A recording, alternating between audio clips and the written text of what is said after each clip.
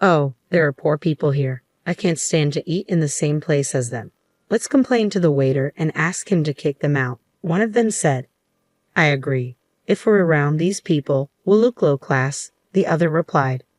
My sister and her husband, whom we ran into on our New Year's trip to Hawaii, decided we were poor and started bullying us.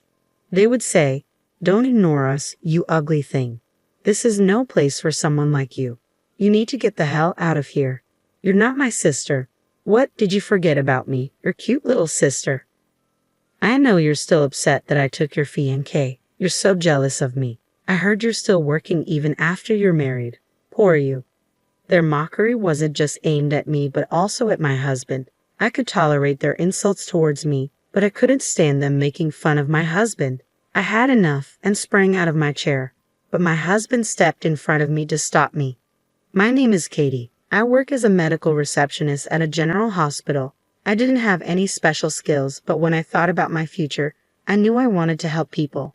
That's when I decided to work in the medical field. After 2 years of studying at a vocational school, I found a job at a general hospital. My parents recognized my hard work and were proud of me for choosing a career in medical administration. But my sister's reaction was the exact opposite. She said, "This is a job that anyone could do, and it's perfect for you," and laughed. My sister Miley has always been like that. She looks down on me and makes fun of me regularly. Miley is pretty. When we were in junior high, people called her the prettiest girl in her grade. She gets a lot of compliments and is always boasting about her looks. She calls me ugly and acts like I'm pitiful. If it seems like anyone can do it, I thought, maybe I should do things only I can bring to the table. I tried to smile all the time, be really polite, and more cheerful than others. It sounds easy, but it's very difficult. Still, I was determined to do my job well and told myself I would not fail. I was very happy to know there were people out there who noticed and appreciated my efforts. "You're always energetic," Dr. Ken Smith, a doctor at the hospital, said to me. I rarely interact with doctors, but Dr. Smith knew my name. "Your smile always heals me, Katie," he added. I thought it sounded a bit inappropriate, but it was nice to be recognized. After that, we talked whenever we saw each other at the hospital. A little while later, Dr. Smith asked me out. After a few dates, he confessed his feelings for me and asked me to be his girlfriend. Shortly before my 22nd birthday, he proposed. "Will you marry me?" Ken asked. I said yes, and we made plans to meet each other's parents. I was glad I had chosen a job that helps people and was happy to work at the hospital. But my happiness was shattered in an instant. Out of nowhere, 2 days before we were supposed to meet his parents, Ken sent me a message. "Don't worry about coming to meet my parents." Confused, I wrote back immediately, asking if it didn't work for their schedule or if we should reschedule.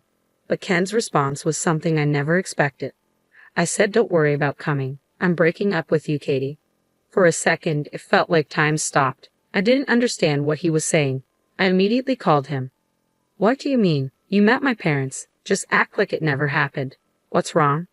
You said you'd keep working after we got married, and you didn't listen to me." "Well, that's it. I realized that I'd rather have an obedient woman than someone like you." It was like he had become a different person.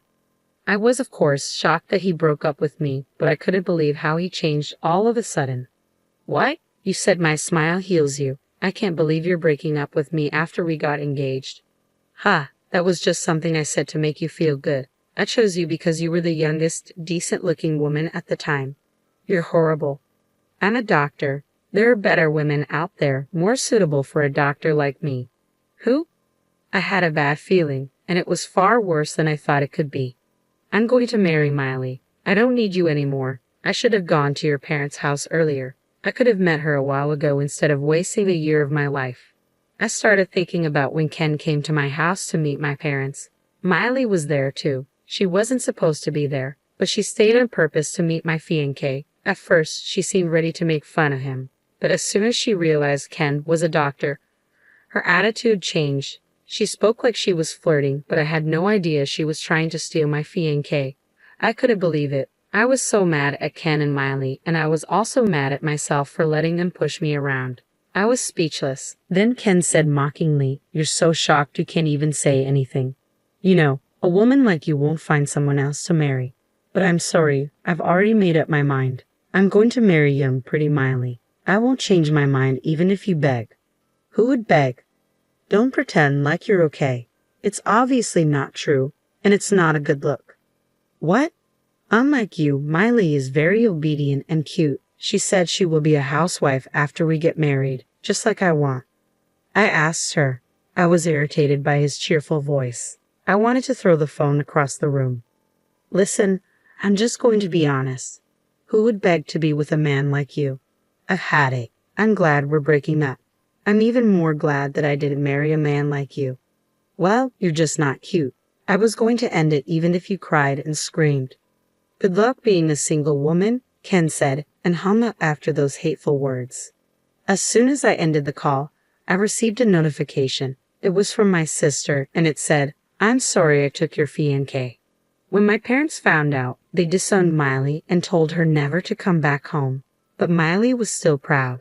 My husband is a doctor. I won. I don't care that I'm cut off from the family. See you later, sis. Thanks for introducing me to Ken.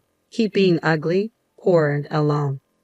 I realized they were perfect for each other, and I was so glad I didn't marry Ken. Even after we broke up, I had no intention of quitting my job, but I couldn't stand to work at the same place as him, so I transferred to an affiliated hospital. I put even more effort into my work, trying to be polite, energetic, and always smiling. Receptionists can help patients in different ways than doctors. It's not a job that just anyone could do. I worked hard, almost in spite of Miley and Ken. 2 years after Ken and I split up, someone talked to me like he did. You're always so energetic. Thank you, he said. Although I thanked him, I felt uneasy. He didn't seem like he worked at the hospital. He could be a patient or a family member. I didn't want to be rude, so I put on a smile and waited for him to leave. But he didn't move. I asked, how can I help you? He smiled broadly. I've always thought you have such a wonderful attitude toward your work. I'd like to talk to you more. Would you like to go to dinner with me? No, thanks, I replied with a polite smile. He backed off that day, but this man was very persistent. Tyler Morris showed up almost every week after that, inviting me out for dinner. Eventually, I gave in and went out with him. By then, my bad impression of him had faded. More importantly, he understood how important my work is to me.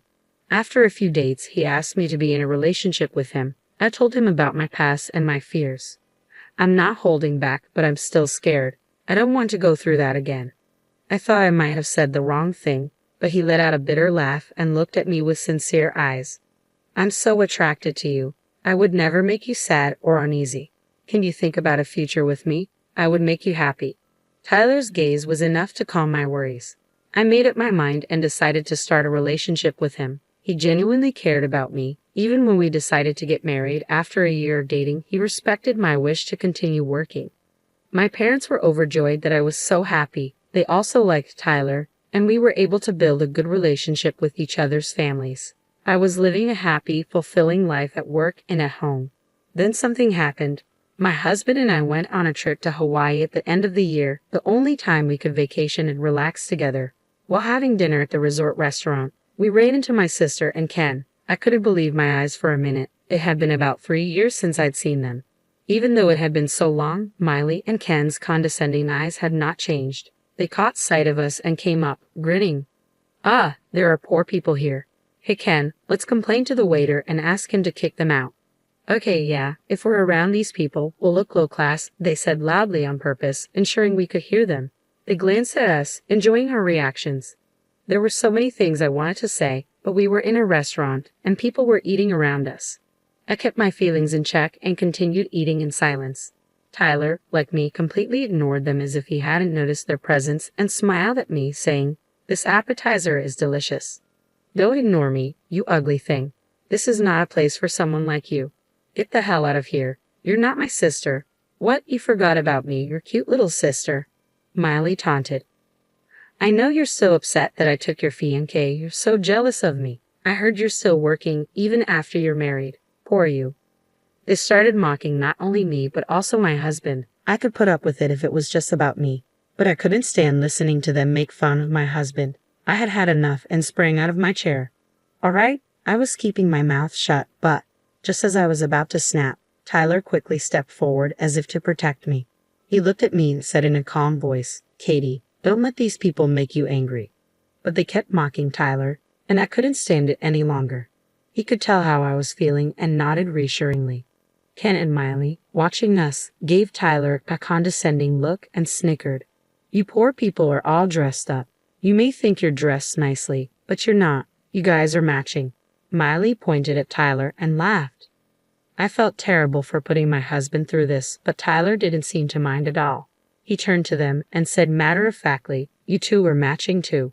Your characters match. You both have nothing better to do than look down on others.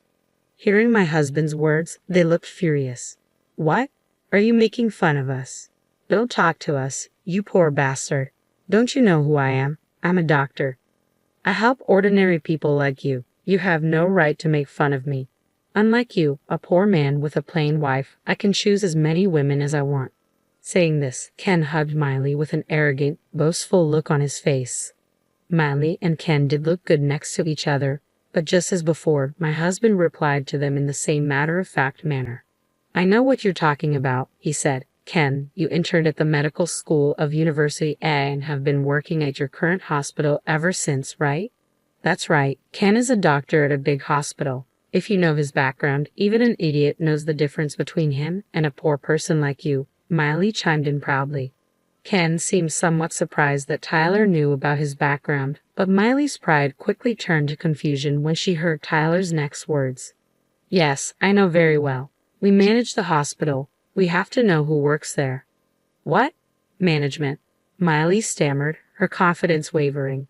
Ken also seemed dazed, not fully grasping the situation.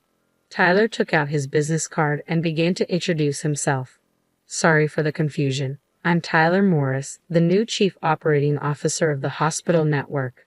I didn't introduce myself. My name is Tyler Morris, and I am the president of the group company that manages the general hospital where you work. What? Ken finally opened his mouth, while Miley just stared at his business card in disbelief. Yes, I added, Tyler is the president of a group company that manages several hospitals. Tyler explained, I first saw Katie when I came to the hospital for an inspection. During the inspection, I happened to hear that she had broken off her engagement with Ken and had been transferred to a different hospital. I was surprised to see her working with a smile on her face despite everything. He continued, when I asked her to go out with me, it was because I was attracted to her dedication to her work, no matter what her personal life was like. Because I admired that about her, I respected her decision to keep working even after marriage. Tyler's job as president is extremely demanding, but he takes care of himself and supports me. Ken's earlier comment about feeling sorry for me because I have to work is just ridiculous. People who only see things their way wouldn't understand. But I'm very grateful to Tyler for supporting me and respecting my choices. I can proudly say that I am happy to be married to Tyler. I can't believe he's the president, Ken said, looking anxious. Miley, who had been looking at her phone, suddenly shouted, Hey, wait a minute. It is Tyler Morris. He started his own business early and, at only 30 years old, is the president of a major group company. He's been featured in all kinds of magazines. You're screwed. Ken looked at Miley's phone screen, his face turning pale. Miley looked down, and Ken, trembling, got on his knees and began to apologize. I'm so sorry. I didn't expect Katie to marry someone like you, and I was rude. Don't you see that what you just said alone is very disrespectful? It seems like disrespect for others runs deep in your bones. I find it hard to believe that someone who acts like you is a good doctor. Ken became even more flustered and continued to apologize, but Tyler wasn't having it. He said, If we keep causing a scene, it will disturb the people around us, Katie. We can order room service. He called out to a nearby waitress and gave her the room number. Then Miley screeched, That room is one of the nice ones here. You're kidding, right? Let me go with you. How could she say that like there was any way I was going to allow that to happen? I said, if we're around people like you, we'll look low class. My husband and I walked away. After getting back to Japan, Kent was given a pay cut when Tyler reported the incident. Doctors are in high demand. I don't care. I'll quit. Ken was unable to find a job because of bad rumors spreading in the industry. The hospital that finally hired him had a bad reputation, a terrible working environment, and low wages. Ken and Miley constantly fought because they could no longer afford the luxuries they used to. Maybe this is why Ken had an affair with a nurse at the hospital. I'll make sure I get what's mine. However, there was no way my sister, who didn't want to lose her husband's status as a doctor, would easily agree to the divorce.